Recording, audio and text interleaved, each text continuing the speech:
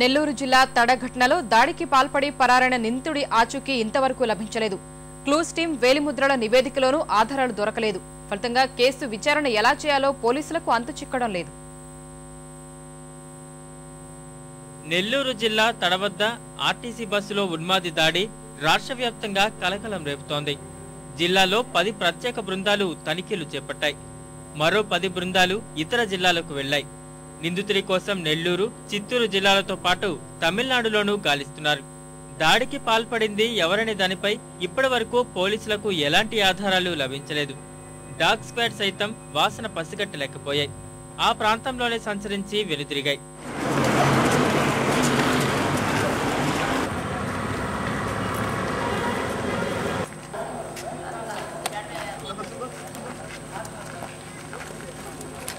నేరస్థలం నుంచి డైరెక్ట్గా స్కూల్లోకి వెళ్ళింది. ఆ తర్వాత అరిజినవాడ, తర్వాత తడ పంచాయతీ ఆఫీస్ మీదుగా మళ్ళీ నేషనల్ హైవే వచ్చి ఈ ప్లేస్లో ఆగటం జరిగింది. అంటే మా ఉద్దేశం ఏంటంటే ముద్దాయి ఇక్కడికి వచ్చి ఇక్కడ నుంచి ఏదైనా వెహికల్ ఎక్కేసైనా వెళ్ళిపోయి ఉండొచ్చు. సైకో సంచరిస్తున్నాడన్న ప్రచారం నెల్లూరు జిల్లా వాసుల్లో ఆందోళన రేకెత్తిస్తోంది.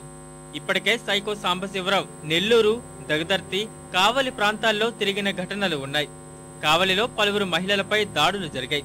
కోవూరు, దగదర్తి, వెంకటాచలంలోనూ పోలీసులకు ఫిర్యాదులు అందాయి.